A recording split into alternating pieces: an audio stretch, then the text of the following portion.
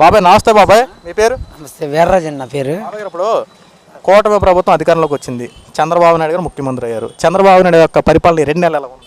అంటే ఇప్పుడు మా ఇంట్లో మా నాన్న ఉంటాడండి, తండ్రి. కుటుంబానికి ఎలా చేయాలో తండ్రికి తెలుసు. అలాగే కుటుంబంలో మహాకూటమిలో ఇప్పుడు చంద్రబాబు నాయుడికి మొత్తం అనుభవం ఉన్న వ్యక్తి తెలుసు. 45 సంవత్సరాల అనుభవం ఉన్న వ్యక్తి. పవన్ కళ్యాణ్ కూడా ఎందుకు మద్దతు ఇచ్చాడు?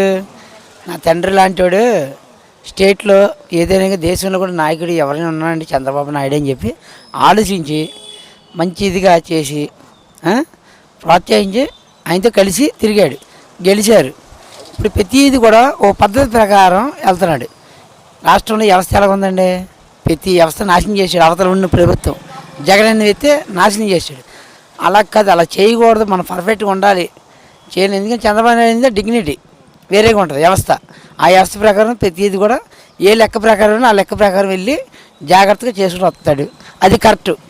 ఇసుక అనేది కానీ ఇసుక అనేది వస్తే ఫ్రీ అన్నాడు. రేపు ఆగస్టు 15 కానీ అన్నా క్యాంటీన్లు కానీ బస్సులు కానీ గ్యాస్ బండ్లు ఇచ్చిన కొన్ని పథకాలు నిదానంగా ఏదో ఒకసారి అవ్వదు కదండి. ఇప్పుడు చంద్రబాబు నాయుడు గారు ఉచిత ఇసుక ఏర్పాటు చేశారు. అయితే దీని వెనక డబ్బులు వసూలు చేస్తున్నారు, రకరకాల మాటలు మాట్లాడుతున్నారు. అదే సార్, అదే చెప్తాను. ఇప్పుడు ఇదివరకు ఉండేది ఏంటి? ఆన్లైన్ కట్ చేసి పడుతుంది, ఇసుక రావట్లేని చెప్పి 50,000 60,000 ఇసుక అమ్ముకున్నారు. అదే పద్ధతి అవుద్దామని భయపడుతున్నారు. కానీ ఏలూరు జిల్లాకి అలాంటి జరగదు. ఏం కంగారు పడుతున్నారు.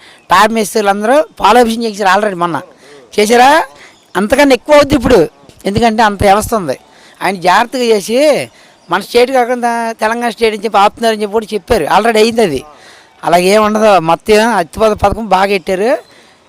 ప్రజలు పనిపాట్లు ఇప్పుడు సాగు జరుగుతాయి, బాగా జరుగుతాయి. ఏదైనా మంచిగా జరుగుతుంది, చెడు జరగదు. ఇప్పుడు చంద్రబాబు గారి హయాంలో అన్నా క్యాంటీన్లు ఏర్పాటు చేశారు. వైఎస్ జగన్మోహన్ రెడ్డి పేదల దగ్గర నోటుకు కూలి లాగేసినట్టు అన్నా క్యాంటీన్లు మొత్తం తీసేశారు. మళ్ళీ చంద్రబాబు నాయుడు గారు అన్నా క్యాంటీన్లు ఏర్పాటు చేయబోతా ఉన్నారు. దీనిపై అభిప్రాయం? సార్ చాలా మంచి పద్ధతి సార్. ఎందుకంటే గవర్నమెంట్ హాస్పిటల్కి వెళ్తే ఒక ఫ్యామిలీ వెళ్తుంది, యాక్సిడెంట్లు జరిగి చాలా ఇబ్బంది పడి డబ్బులు లేకపోవచ్చు, 100 రూపాయలు లేకపోతే భోజనం 100 కావాలి. అలాంటి అన్నా క్యాంటీన్లు తీసాడు పాత గవర్నమెంట్లో ఉన్న జగన్మోహన్ రెడ్డి. ఇప్పుడు చంద్రబాబు నాయుడు అదే పథకం తీసుకొచ్చి రేపు ఆగస్టు 15 ఓపెన్ చేస్తున్నాడు. అన్నం తినేవాడికి మంచిదే కదా, 5 రూపాయలతో అయిపోద్ది. ఉదయం టిఫిన్ 5 రూపాయలు, మధ్యాహ్నం 5 రూపాయలు, రాత్రి 5 రూపాయలు. హాస్పిటల్ ఉండొచ్చు, రోడ్డు మీద తిరగవచ్చు, ట్రాఫిక్ పని అవ్వచ్చు, సెంటరింగ్ పని చేసేవాడు అవ్వచ్చు, పెయింట్ డ్రైవర్ అవ్వచ్చు, ఎవడైనా అవ్వచ్చు. ఆఖరికి ఆటో తోడేవాడని రోడ్డు మీద తిరిగేవాడని సార్ 5 రూపాయలు భోజనం చేసి చక్కగా ఇంటికి వెళ్ళొచ్చు.